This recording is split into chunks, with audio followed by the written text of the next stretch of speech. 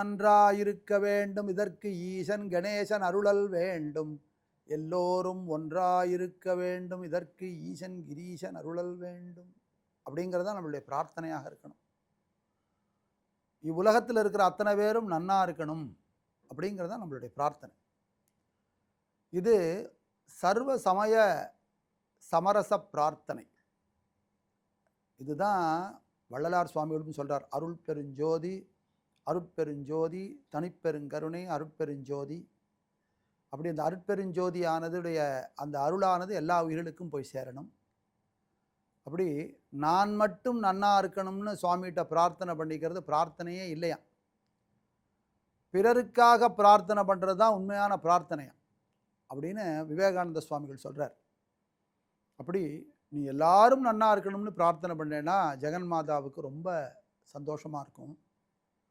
அவள் உண்மையாகவே அவளுடைய அனுகிரகத்தை உனக்கு நிறைய கொடுப்பா. ஏன்னா எல்லாருக்காகவும் நீ பிரார்த்தனை பண்ணிக்கிற. ஏன்னா எல்லா உயிர்களும் அவளுக்கு குழந்தை. இப்படி எல்லா சமயங்களும் அந்த சமயங்களில் இருக்கிற தெய்வமும் ஒன்றுதான்னு நினைக்கிற அந்த மனோபாவம் நமக்கு நம்மளுடைய சனாதன தர்மத்தில் நமக்கு நிறையா நம்மளுடைய பெரியவர்களெல்லாம் கொடுத்துருக்கா. நம்மளுடைய பிரார்த்தனை எல்லாமே உலக உயிர்கள் எல்லாமே நன்னா இருக்கணுங்கிறது தான் நம்மளுடைய பிரார்த்தனை. சர்வோஜனா சுகினோ பவந்து. அப்படி உன்னுடைய மதத்தில் இருக்கிற விஷயங்களை நன்னா கடைபிடி. ஆனால் வேறொரு மதத்துக்கு மேலே மரியாதை கொடு. அந்த மதத்துக்கு தேவையான மரியாதையை நீ கொடுக்கணும். அந்த மதத்தை அவமதித்து எதுவும் செய்யக்கூடாது. அப்படிங்கிறது தான் நம்மளுடைய பெரியவர்கள்லாம் நமக்கு காமிச்ச வழி. பெரியவாளும் அதை நடத்தியே காமிச்சிருக்காங்க. ஒரு சமயம் காஞ்சி மடத்துக்கு மிக அருகில் இருக்கிற அங்கே இருக்கிற மசூதி, அதில் 5 வேளை ஒரு நாளைக்கு தொழுகை நடக்கும். அந்த நேரத்தில் அவள் அந்த மைக்கு போட்டு அந்த வாங்குன்னு சொல்லுவாள். அந்த 5 வேளையும் அது அந்த குரல் கொடுக்கும். அப்படி மடத்தில் பூஜை பண்ணுறவாள்லாம் என்ன நினச்சா அப்படின்னா, இது நமக்கு ரொம்ப டிஸ்டர்பன்ஸாக இருக்குது, இந்த வாங்கு சொல்கிறதுங்கிறது நமக்கு டிஸ்டர்பன்ஸாக இருக்குது அப்படின்னு சொல்லி பெரியவாள்கிட்ட கம்ப்ளைண்ட் பண்ணால் பரவாயில்ல, பெரியவா அப்போவே அதை அவளுடைய மனசில் இருக்கிற அறியாமையை போக்கியிருப்பான். இப்போ என்ன பண்ணிட்டா, அந்த மசூதிக்கு போய் அங்கே இருக்கிற மௌல்வியே கூட்டின்னு வந்துட்டான். கூட்டின்னு வந்து பெரியவாளுக்கு முன்னாடி நிறுத்தி வச்சு, ஏன்னா காஞ்சிபுரத்தில் இருக்கிற எல்லாரையும் பெரியவாளுக்கு தெரியும், அந்த மௌல்வியையும் பெரியவாளுக்கு நன்னாவே தெரியும். பெரியவா இருக்கிற இடத்துக்கு இவரை கூட்டின்னு வந்த உடனே பெரியவா அந்த மௌல்வி வந்திருக்காரு உடனே, மௌல்வி வாங்கோ அப்படின்னு சொல்லி கூப்பிட்டார்.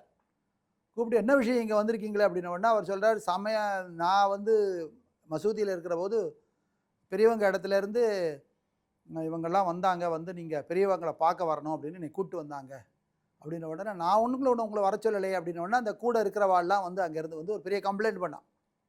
இப்போ 5 வேளையும் மைக்கை போட்டு அவளுடைய அந்த இஸ்லாமிய இதெல்லாம் வந்து சொல்லிகிட்டு இருக்கா, வாங்கு சொல்லிகிட்டு இருக்கா. இதெல்லாம் எங்களை மாதிரி இருக்கிறவாளுக்கு, பூஜை பண்ணுறவாளுக்கெல்லாம் ரொம்ப டிஸ்டர்பன்ஸாக இருக்கு. அதனால் காலையில் நீங்கள் தபசில் இருக்கிற போதோ, நீங்கள் தியானத்தில் இருக்கிற போதோ, நம்ம பூஜை பண்ணுற போதோ, அந்த நேரத்துலலாம் இந்த வாங்கு சொல்கிறது அப்படிங்கிறது நமக்கு டிஸ்டர்பன்ஸாக இருக்கே. அதுக்காக தான் அவரை நீங்கள் கூட்டின்னு வந்து, அவரை நேரே உங்கள்கிட்ட கூட்டின்னு வந்து உங்களுடைய அறிவுரையை அவருக்கு சொல்லலான்னு நாங்கள் நேராக கூட்டின்னு வந்தோன்னு அவர் சொன்னார், 5 முறை நீங்கள் தொடறீங்க, அதுக்கு வாங்கு சொல்லி தொடறீங்க. இந்த 6வது முறைன்னு ஒன்று இருக்குது தெரியுமா, 6வது நேரம் ஒன்று தொழணும்னு ஒரு நேரம் இருக்குது தெரியுமான்னு அந்த மௌல்விட்ட கேட்டார். நம்ம என்னடா அது 5 தடவை தொழறதே வந்து சத்தத்தை நிறையா நமக்கு வருது, அதனால நமக்கு ரொம்ப டிஸ்டர்பன்ஸாக இருக்குதுன்னு நம்ம நினச்சின்னு இவரை கூட்டிகிட்டு வந்தால், இவர் 6வது ஒரு தொடரத்துக்கு ஒரு நேரம் இருக்குதுன்னு சொல்கிறாரே, இது என்னென்னு ஆச்சரியமாக எல்லாரும் திகைச்சு போய் நிற்கிற போது அவர் சொல்கிறார், அந்த மௌல்வி, நான் அந்த குரானை நாளைக்கு பார்த்துட்டு வரேன் பெரியவங்களே, வந்து நான் உங்கள்கிட்ட சொல்கிறேன்னு சொல்லிட்டு அவர் கிளம்பி போயிட்டார். போன உடனே இந்த மடத்து நிர்வாகிகள்லாம் கூப்பிட்டார். நம்மெல்லாம் ஒரு நேரம் இறைவனை தொடருது அப்படிங்கிறதே நமக்கு ரொம்ப சிரமமாக இருக்குது. அவர் பக்கத்தில் இருந்துட்டு 5 முறை இறைவனை அழைத்து, பக்தர்கள்லாம் அழைத்து வாங்கோன்னு சொல்லி மசூதியில் தொடருது உங்களுக்கு என்ன சிரமம்? அவர் 5 முறை தொடரதை அவர் நிறுத்தினோம்னா, இதை பாடாதீங்க, இதை வாங்கு சொல்கிறத நிறுத்துங்கன்னு நம்ம சொன்னோம்னா, ஏதோ என் பேச்சுக்கு கேட்டு மரியாதை கொடுத்து நிறுத்திடுவாங்க. ஆனால் அந்த வழிபாட்டு இதுக்கு நம்ம தடையாக இருந்து அதுக்கு இடையூறு பண்ணது அந்த தோஷம் நம்மள்ட்ட வரும். அது இன்னொரு மதமாக இருந்தாலும் அவர்களுடைய இறை வழிபாட்டுக்கோ அவர்களுடைய வழிமுறைக்கோ எக்காரணத்திலையும் நாம் தடையாக இருக்கக்கூடாது அப்படிங்கிறத அவருக்கு உணர்த்தினார். மறுநாள் அந்த மௌல்வியும் வந்தாரங்க. வந்து நான் குரானில் பார்த்தேன், 6வது ஒரு முறையும் தொழ வேண்டியது இருக்குது. அது எந்த நேரம் அப்படின்னா, அது மைக்கு போட்டு கத்தி தொழணுங்கிறது இல்லை. அது இரவு நேரத்தில், இரவு 12 மணி நேரத்தில் இல்லறத்தார்கள்லாம் இந்த வீட்டில் இருந்துட்டே அல்லாவை நினச்சிக்கணும் அப்படின்னு எங்களுடைய மதத்தில் இருக்குது. தொழும் நேரம் ஒன்று இருக்குது, அதை குரானில் பார்த்தேன், பெரியவங்கள்ட்ட வந்து சொல்கிறேன் அப்படின்னு சொல்லிட்டு போயிட்டார். இந்த சமயத்தில் இன்னொரு சமயத்தில் இருக்கிற மிக குஹ்யமான ரகசியமான ஒரு தத்துவமும் மகாபெரியவாளுக்கு தெரிஞ்சிருக்கு அப்படிங்கிறது ஆச்சரியம். அப்படி அவருடைய வழிபாட்டு முறைக்கு எந்த ஒரு தடங்களும் வரக்கூடாது அப்படின்னு பெரியவா அந்த கைங்கரிய பரர்களுக்கு உணர்த்தினது அவர் சரித்திரத்தில் இருக்குது. இது மட்டும் இல்லை, ஒரு பெரிய கிறிஸ்தவ பாதிரியார் அங்கிருந்து நம்ம மடத்துக்கு வந்து அங்கே பெரியவாளுக்கு முன்னாடியே இந்த கிறிஸ்தவ மதத்துடைய பெருமையெல்லாம் சொல்லி ரொம்ப ஒரு பெரிய லெக்சர் ஒன்று கொடுத்தார். கொடுத்த உடனே பெரியவா அதெல்லாம் முழுக்க கேட்டுட்டார், எல்லாத்தையும் காதால் கேட்டுட்டார். கேட்டுட்டு சொன்னார், உங்களுடைய மதத்தை வந்து நீங்கள் வந்து அனுஷ்டிக்கிறதுல எந்த ஒரு தடங்களும் இல்லை, ஆனாலும் ஆசை காட்டி மதமாற்றம் பண்ணுறது அப்படிங்கிறது வந்து எவ்வளவு அநியாயமானது அப்படிங்கிறத அவருக்கு உணர்த்தினார். ஒரு மதம் அப்படிங்கிறது தாய் போல, தாயை வேணான்னு சொல்லிட்டு உதறிட்டு யாராவது போவாளா? அதுபோல் அப்படின்னு சொல்லி அவருக்கு அந்தந்த மதங்களுடைய அடியார்கள் அதை தான் பின்பற்றி இருக்கணுங்கிறத உணர்த்தினார். அப்புறம் கொஞ்ச நேரம் இவருடைய எளிமையான உரையாடல், இவருடைய பண்பு, ஏன்னா வந்தவருக்கு என்ன அப்படின்னா, உங்கள் மதத்தில் இருக்கிற குறைகளை சொல்கிறேன்னு வந்தவர். ஆனால் இவருடைய அவர் பண்பாக அவருக்கு விளக்கினதெல்லாம் பார்த்த உடனே அவரே மனம் மாற்றம் ஏற்பட்டது. அவர் சொன்னார், நான் இன்றைக்கி கிறிஸ்துவ மதத்தில் இருக்கேன், ஆனால் எங்களுடைய இத்தனை தலைமுறைக்கு முன்னாடி அவர்கள் இந்துவாக இருந்தவர்கள் கிறிஸ்தவர்களாக மாறினார். அதனால் நான் கிறிஸ்தவன் ஆயிட்டேன். இப்போ உங்கள்கிட்ட பேசினதுக்கப்புறம் எனக்கு ஒரு தெளிவு ஏற்படுறது. என்னுடைய மேலிருந்த கடைசி கிறிஸ்துவ துகள் கூட கீழே விழுந்துருத்து, நான் இந்துவாகவே கூட மாறிடுவேன்னு ஒரு மனோபாவம் எனக்கு ஏற்படுறதுன்னு அவர் சொல்கிறார். பெரியவா சொல்கிறார், அதெல்லாம் மாற வேண்டாம். நீ இருக்கும் மதத்தில் இருக்கிற சிறப்பான விஷயங்களை அனுஷ்டித்து, உங்கள் மதத்தில் எது சொல்லியிருக்காளோ அதை நீ அனுஷ்டித்து நல்ல முறையில் உன் மதத்துக்கு எந்த ஒரு துரோகமும் செய்யாமல் வாழ்க்கையை நடத்து. அதுவே எந்த மதத்தில் இருந்தால் என்ன, அந்த மதத்துக்கு உள்ள கோட்பாடுகள் படி நடந்து எல்லோர்ட்டையும் அன்பு செலுத்தி மத மாற்றம் அப்படிங்கிறத செய்யாமல் உன்னுடைய மதத்தில் இருந்து பணியாற்று, அதுதான் உன்னுடைய மதத்துக்கு நீ செய்கிற சிறப்பான செயல்னு சொல்லி அவருக்கு உணர்த்தி சமய சமரசம் அப்படிங்கிறத நிலை நிறுத்தி, ஏன்னா உன்னை நீ நேரவா உன்னை இந்துவாக்கிட்டேன்லாம் சொல்லலை,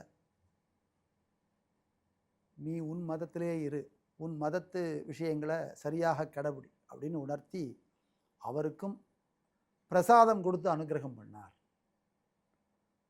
கம்பராமாயணத்துக்கு பெரிய உரை எழுதி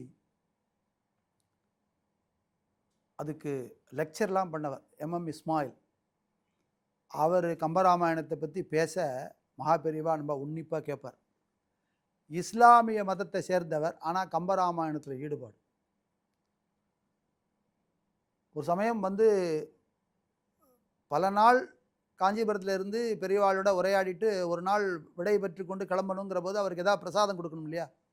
அப்போ இஸ்லாமியராக இருக்கிறதுனால அவருக்கு என்ன பிரசாதம் கொடுக்கறதுன்னு ஒரு சர்ச்சை வந்தது. என்ன பழம் கொடுத்தா வாங்கிப்பாரா, இதெல்லாம் நேவேத்தியம் பண்ண பழம், அதெல்லாம் வாங்கிப்பாரா அவர் அப்படின்ன உடனே அவர் சொன்னார், ஒரே ஒரு விஷயம் எல்லாருக்கும், நம்ம 2 மதத்துக்கும் ஒன்று காமனாக இருக்குது. அது என்ன அப்படின்னா, நம்மளும் சந்தனாபிஷேகம் பண்ணுறோம், வர்றவாளுக்கெல்லாம் சந்தனம் கொடுக்குறோம். அந்த இஸ்லாமியரும் சந்தனக்கூடு அப்படிங்கிறது அவளுக்கும் உண்டு.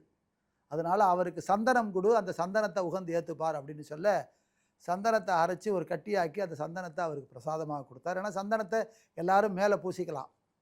அப்படி அந்த எம்எம் இஸ்மாயிலுக்கு பிரசாதமாக தன் கரத்தினாலேயே சந்தனத்தை ஒரு இலையில வைத்து பார்ஷதர் மூலமாக அவருக்கு அனுகிரகம் பண்ணார். அப்பேற்பட்ட கம்பராமாயண பண்டிதரான எம்எம் இஸ்மாயிலுக்கு.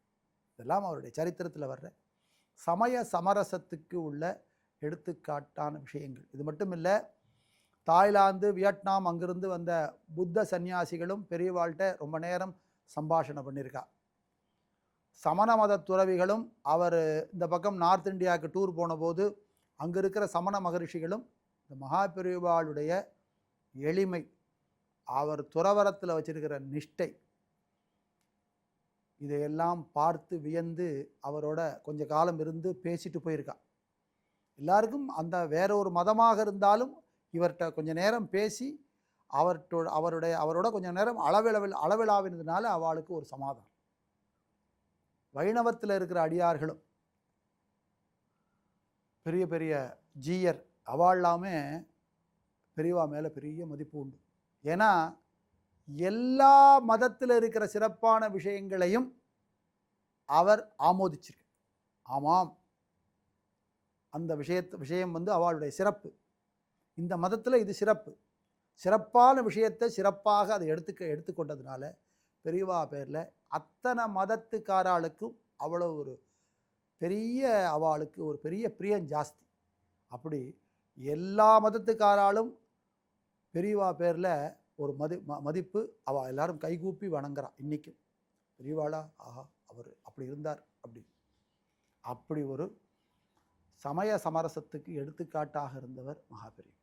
வேதநெறி, நம்மளுடைய சாஸ்திரங்களில் மேலே அபார நம்பிக்கை, விக்கிரக வழிபாடு, அடியார்களுடைய சரித்திரத்தில் பற்றிய விஷயங்கள் எல்லாம் ஜனங்கள்கிட்ட போய் சேர்க்கணும் அப்படிங்கிற ஒரு வேட்கை, புராண இதிகாசங்களை பற்றி எல்லாருக்கும் சொல்லணும், எல்லாருக்கும் அதை பற்றி தெரிஞ்சுக்கணும் அப்படிங்கிற ஒரு ஆசை, இதெல்லாம் பெரியவாளுக்கு நிறையா உண்டு. இது தெய்வ பக்தி. அதே போல் தேசபக்தியும் அவருக்கு நிறையா இருந்திருக்கு அப்படிங்கிறத அவருடைய சரித்திரத்தில் நம்ம பார்க்குறோம்.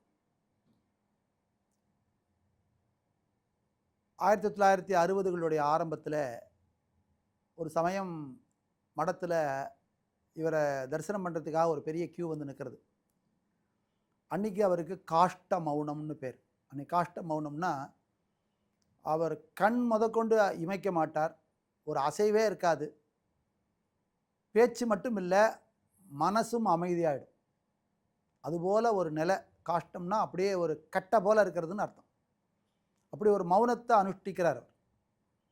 அதை சன்னியாசிகளுக்கு இந்த நாளில் அப்படி இருக்கணும்னு இருக்குது. அன்றைக்கி க்யூவில் நிறையா பேர் வந்து நிற்கிறா. பெரியவாளை தரிசனம் பண்ணால் போதும்.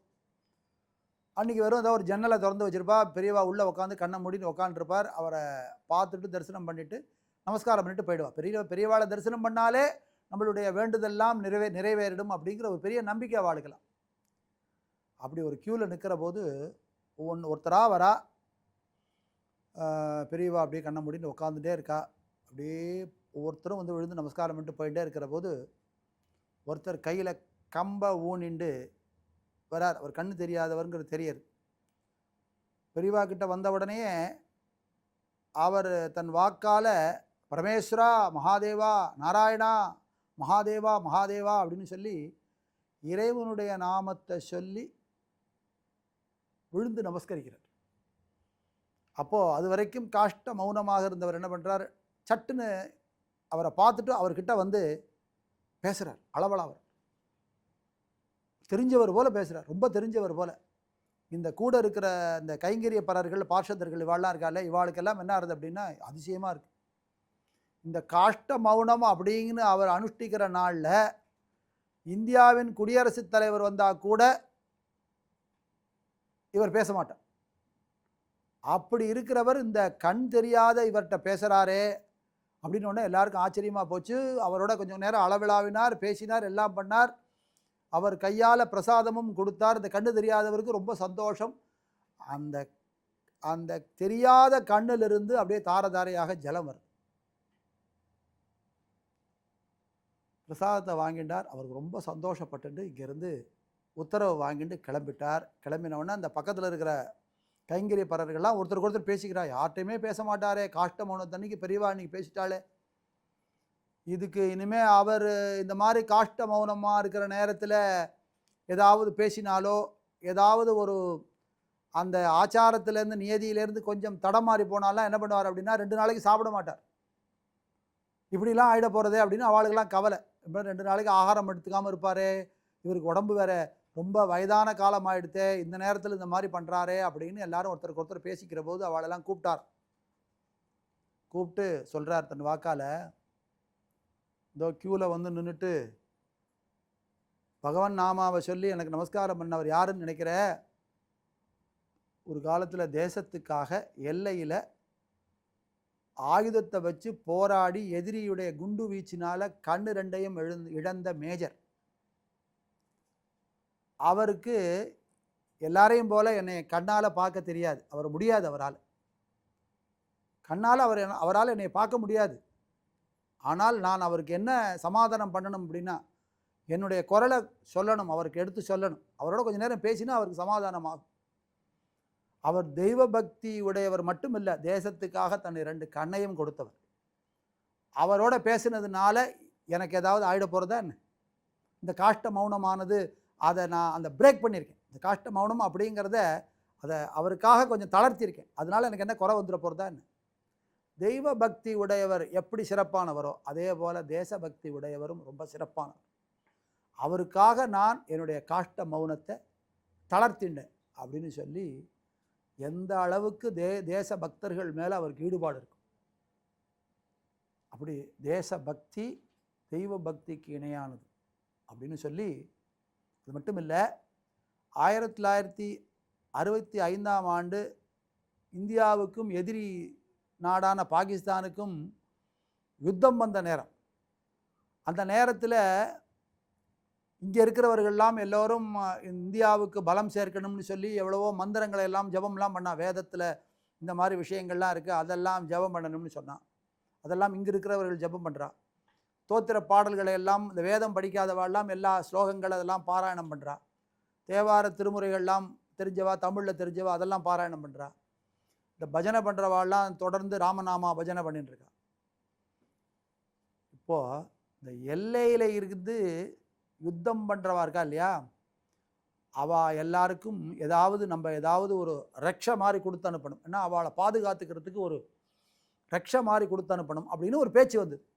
மடத்தில் இருக்கிறவாள்லாம் பேசிட்டா. பெரியவாளை போய் கன்சல்ட் பண்ணுறான், அவளுக்கு என்ன கொடுக்கலாம், இங்கே விபூதி குங்குமம் பிரசாதமாக கொடுத்து அனுப்ப முடியும். அவள் சொன்னார், அங்கே எல்லையில் இருக்கிற இராணுவ வீரர்களுக்கெல்லாம் எல்லாருக்கும் ஹிந்தி தெரியும். இந்த அனுமன் சாலிசா அப்படிங்கிற ஒரு 20 பக்கம், ஒரு 15-20 பக்கத்துக்குள்ளே அதை பிரிண்ட் பண்ணிடலாம். அதை இந்தியில் பிரிண்ட் பண்ணி அங்கே இருக்கிற வீரர்களுக்கெல்லாம் கொடு. நம்மளுடைய எல்லையை காக்கிறதுக்கு வீர தீர சூர ஆஞ்சநேய மூர்த்தி அவளுக்கெல்லாம் அனுகிரகம் பண்ணுவார். தெய்வ அனுகிரகம் அவளுக்கு எப்படி போய் சேரும் அப்படின்னா, ஹனுமான் மூலமாக போகும். அந்த அனுமானை பற்றின அனுமான் சாலிசா அப்படின்னு துளசிதாசர் நமக்கெல்லாம் அனுகிரகம் பண்ண இந்த ஹனுமான் சாலிசாவை எல்லாரையும் படிக்கவை, எல்லா இராணுவ வீரர்களும் வாங்கிக்கட்டும் அப்படின்னு சொல்லி சங்கர மடத்திலிருந்து ஆயிரக்கணக்கான புத்தகங்கள் பிரிண்ட் பண்ணி அங்கே எல்லையில் இருக்கிற வீரர்களுக்கெல்லாம் கொடுக்க, சீக்கிய இஸ்லாமிய கிறிஸ்தவ வீரர்கள் முதற்கொண்டு அதை கையில் வைத்து படித்து கொண்டு அனுமான்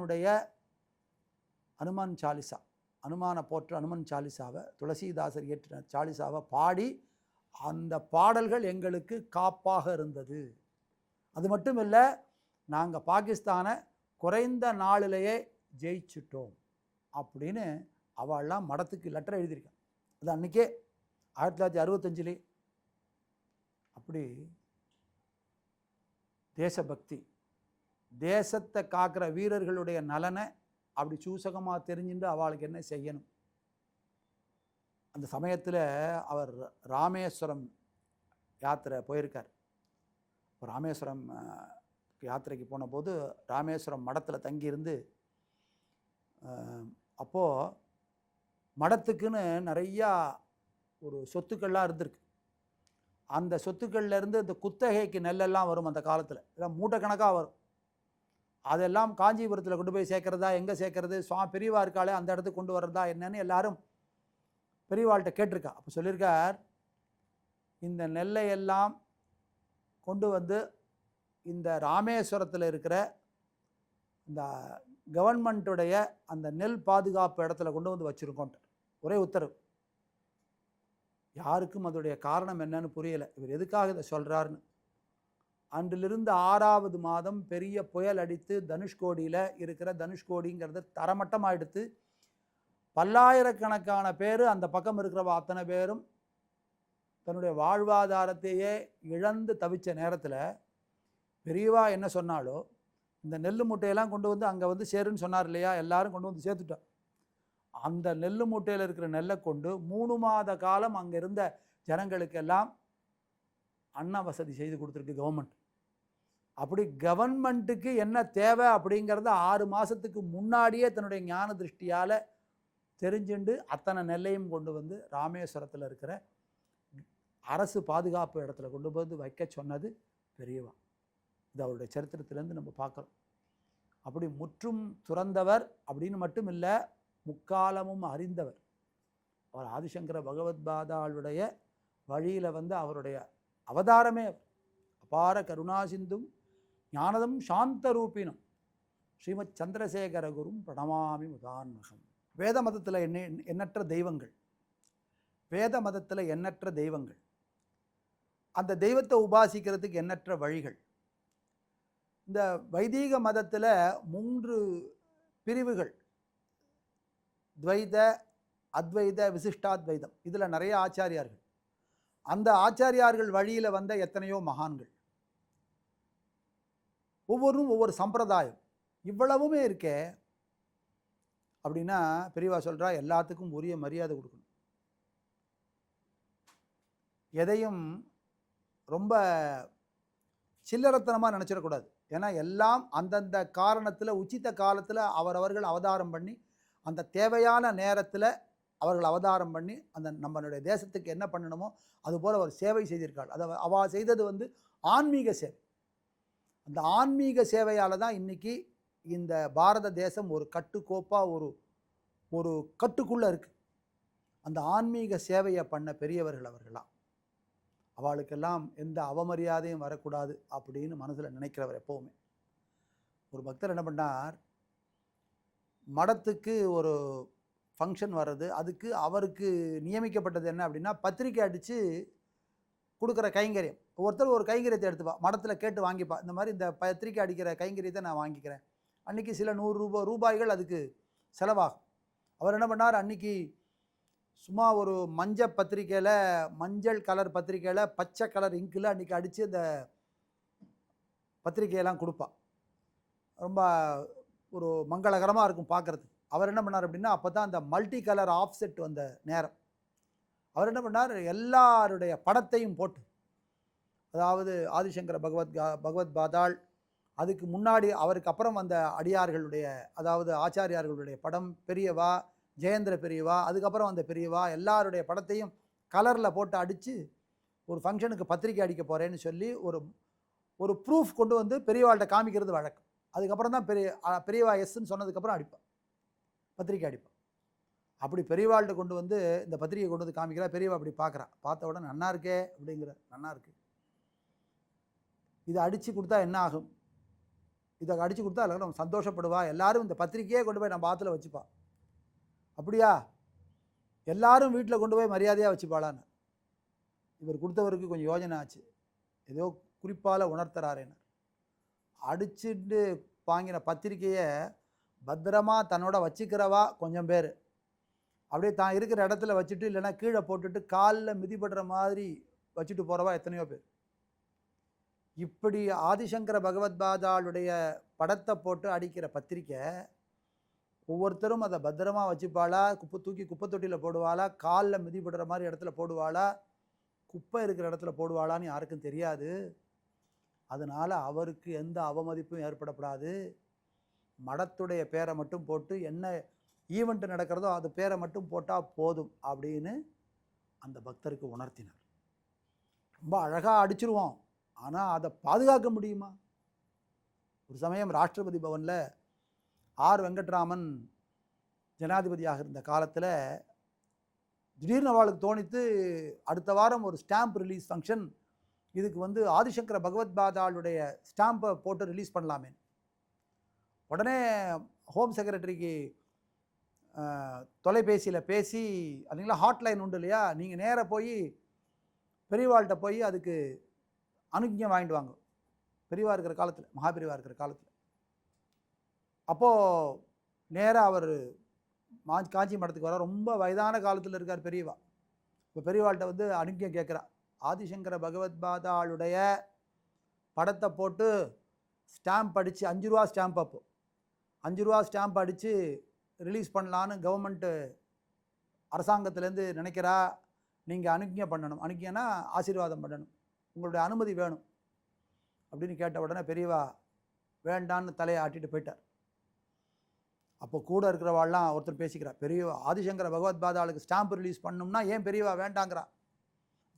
மடத்துக்குள்ளே பேச்சுவார்த்தை நடக்கும் இல்லையா. அப்போ கூப்பிட்டு சொன்னாராம், இந்த ஸ்டாம்புங்கிறத அடிச்சிருவா, அதை ரிலீஸ் பண்ணிடுவா, அதுக்கப்புறம் அந்த ஸ்டாம்பை எடுத்து போஸ்ட் ஆஃபீஸில் ஒரு கவரில் ஒட்டுவா. அந்த ஒட்டுற போது அவன் எதை வச்சு ஒட்டுவான்னு தெரியாது, பசையை வச்சு கூட ஒட்டுவான், சில பேர் எச்சல் பண்ணி கூட ஒட்டுவா, சில பேர் என்ன பண்ணுவா, அந்த ஸ்டாம்ப் ஒட்டினதுக்கு மேலே ஒரு ஸ்டாம்ப் அடிக்கிறேன்னு சொல்லி போஸ்ட் ஆஃபீஸில் அந்த ஸ்டாம்பை டம் டம் டம்னு குத்துவான். இதெல்லாம் பகவத் பாதாளுக்கு தேவையா? பகவத் பாதாள் எப்பேற்பட்டவர், பரமேஸ்வரன். அவருக்கு இந்த மாதிரி மரியாதை பண்ணுறேன்னு பெருமை பண்ணுறேன்னு ஏதாவது ஆரம்பித்து அதுவே அவமரியாதையாக மாறிடும். பகவத் பாதாளை ஒவ்வொருத்தரும் இல்லத்தில் சித்திரப்படமாக வைத்து வழிபடுவதே நல்லது, ஸ்டாம்பெல்லாம் பண்ண வேண்டாம், அதுக்காகத்தான் வேண்டாம்னு சொன்னேன்னு சொல்லி உணர்த்தினேன். அப்படி நம்ம நினைக்கிறோம் ஒருத்தருக்கு பெருமை சேர்க்கிறோம்னு, ஆனால் அதுவே அவமரியாதையாக ஆயிடுங்கிறது உணர்ந்தவர். ஒரு இப்போ படித்த ஒருத்தர் ரிட்டையர் ஆகிறார், ரொம்ப பெரிய போஸ்ட்டில் இருக்கிறவர். அவர் அந்த காலத்திலே பல ஆயிரங்கள் சம்பாதித்தவர், பெரிய கோடி சீமானாக இருக்கார். அவர் வந்து பெரியவாள்கிட்ட நமஸ்காரம் பண்ணி, நான் என்னுடைய ரிட்டையர்மெண்ட் காலத்தில் என்ன பண்ணணும்னு பெரியவா சொல்லணும். பெரியவா சொன்னார், நீ நேராக உங்களுடைய ஊர் எந்த ஊரோ அந்த ஊருக்கு போய்டு, நம்மளுடைய தர்மத்துப்படி என்ன அனுஷ்டானங்கள்லாம் இருக்கோ ரிட்டையர்மெண்ட் காலத்தில் நீ ஒன்றும் சிரமப்பட வேண்டாம், அதெல்லாம் பண்ணிட்டு சௌக்கியமாக இரு. பொழுது போகாத நேரத்தில் நான் என்ன பண்ணுறதுன்னு கேட்டார். ராமாயணம் மகாபாரதம் இதெல்லாம் படி, ஆனால் எல்லா நேரமும் உன்னால் படிக்க முடியாது, அங்கே இருக்கிற போஸ்ட் ஆஃபீஸில் போய் உக்காந்துக்கோ, அங்கே எழுத படிக்க தெரியாத ஜனங்கள்லாம் வருவா, அவளுக்கெல்லாம் ஏதாவது லெட்டர் எழுதி கொடு, ஒரு மணி ஆர்டர் ஃபார்ம் ஃபில்லப் பண்ணி கொடு. நீ ரொம்ப உயர்ந்த ஸ்தானத்தில் இருந்து அலுவலர்களை எல்லாம் பார்த்தவ, எத்தனையோ பேர் உனக்கு 1000 பேர் உனக்கு கீழே வேலை செஞ்சுருக்கா. ஆனால் நீ இன்றைக்கி எப்படி இருக்கணும் அப்படின்னா, ஒன்றுமே தெரியாதவாளுக்கு, அதாவது எழுத படிக்க கூட தெரியாதவாளுக்கு உதவுறவனாக இருக்கணும். ஏன்னா நீ ரொம்ப படித்தவன், ரொம்ப பெரிய இடத்துல வேலை செஞ்சவன் அப்படிங்கிற அகங்காரம் அந்த இடத்துல தான் போகும். அவளுக்கு கைங்கரியம் பண்ணி கொடு, அவளுக்கு அட்ரஸ் எழுதி கொடு, லெட்டர் எழுதி கொடு, அவளுக்கு லெட்டர் வந்தால் படித்து கொடு, இந்த கைங்கரியத்தெல்லாம் உன் கிராமத்திலேயே செய் அப்படின்னு சொன்ன உடனே அவர் கிராமத்திலேயே இருந்து பெரியவா என்ன உத்தரவு போட்டாரோ அதுபடி இருந்து பலகாலம் இருந்து பெரியவாளுடைய சரணத்தை அடைஞ்சார் அப்படிங்கிறதும் சரித்திரம். அப்படி பெரியவாளுடைய வாக்கை அப்படியே தன்னுடைய உத்தரவாக கொண்டார்கள். 1966ஆம் வருடம் யுனைடெட் நேஷன்ஸ் அப்படிங்கிற ஐக்கிய நாட்டு சபையில் ஒரு பாடல் நிகழ்ச்சிக்காக எம்எஸ் அம்மா இங்கேருந்து போகிறதுக்கு பிளான்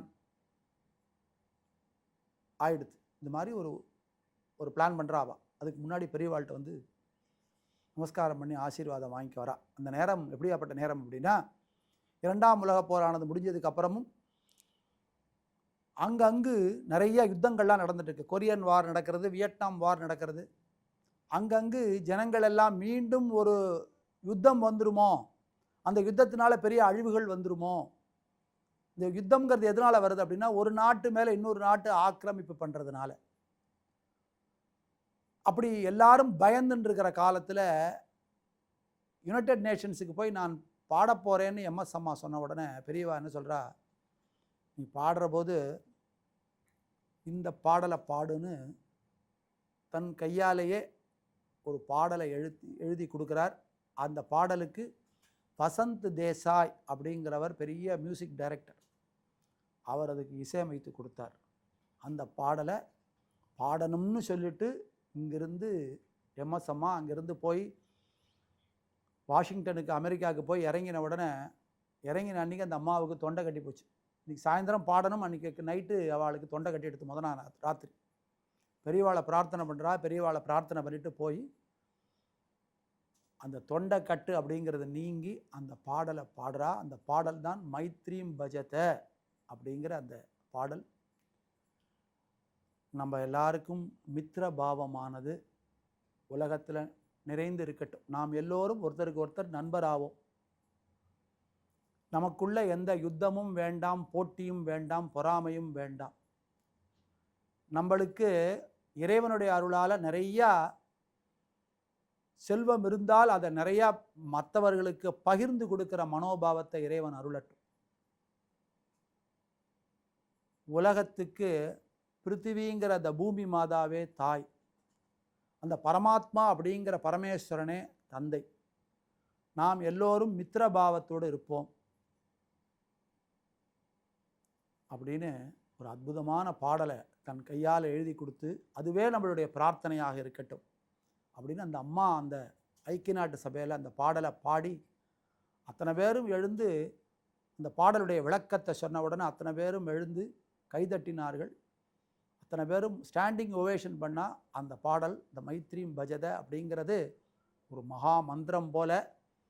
அது நித்தியம் சுவாமி சன்னதியில், பெரியவா சன்னதியில் அதை ரொம்ப பெரியவா பக்தர்கள் எல்லாம் அந்த பாடலை ஒரு பிரார்த்தனையாகவே பாடுறா. உலக மக்கள் எல்லோரும் ஒன்றாக அவர்களுடைய சம்பிரதாயத்துப்படி வாழ்ந்து இறைவனுடைய அருளை பெற்று க்ஷேமமாக இருக்க வேண்டும் அப்படிங்கிறது தான் அந்த பாடலுடைய பிரார்த்தனை. அதை தான் எல்லோரும் நன்றாக இருக்க வேண்டும், எல்லோரும் ஒன்றாக இருக்க வேண்டும். நம்மளுடைய வித்தியாசங்களை எல்லாம் மறந்து ஒருவர் மேலே பகைமை உணர்வோ வெறுப்போ பொறாமையோ இல்லாமல் நாம் எல்லோரும் ஒன்றாக வாழ்வோம் அப்படிங்கிற செய்தியைத்தான் அந்த பாடலில் பெரியவா ஒரு பாடலாக எழுதி கொடுத்திருந்தார். அதை பாடி இன்றைக்கும் நமக்கு அது ஒரு பெரிய பிரார்த்தனை பாடலாக இருக்குது. அப்படி எல்லோரும் நன்றாக இருக்க வேண்டும், எல்லோரும் ஒன்றாக இருக்க வேண்டும் அப்படிங்கிறது தான் நம்மளுடைய மகான்களுடைய எண்ணமும். அதுவே நமக்கு பிரார்த்தனையாக வேண்டும் அப்படின்னு பிரார்த்தனை பண்ணிட்டு பெரியவாளுடைய 133வது ஜெயந்தி சமயத்தில் அவருடைய வாழ்வும் வாக்கும் அப்படி மகா பெரியவாளின் மகத்துவம் அப்படின்னு ஒரு விஷயத்தை நம்ம அறிவுக்கு எட்டின விஷயம். அவகாசம் என்ன இருக்கோ அந்த அவகாசத்துக்குள்ளே இந்த விஷயத்தை கருத்தில் எடுத்துட்டு அனுகிரகம், அதை பேசுகிறதுக்குள்ள அனுகிரகத்தை மகா பெரியவா நமக்கு கொடுத்தா. இதுபோல் சத்சங்கங்கள் நமக்கு நிறையா கிடைக்கணும்னு பிரார்த்தனை பண்ணிட்டு எல்லோரும் நன்றாயிருக்க வேண்டும், இதற்கு ஈசன் கணேசன் அருளல் வேண்டும். எல்லோரும் ஒன்றாயிருக்க வேண்டும், இதற்கு ஈசன் கிரீசன் அருளல் வேண்டும். மந்தஸ்மித முகாம்போஜம் மகனீய குணார்ணவம் மதுராபாஷினம் சாந்தம் சர்வபூத தயாபரம் பக்த வாத்சல்ய ஜலதிம் பரமானந்த விக்கிரகம் ஞானானந்தம் பிரபன்னோஸ்மி நிர்மல ஞான சித்தயே ஞானானந்தம் ஞானானந்தம் ஞானானந்தம் சத்குரு மூர்த்தி கி ஜெய், சர்வஜ்ஞ மூர்த்தி கி ஜெய்.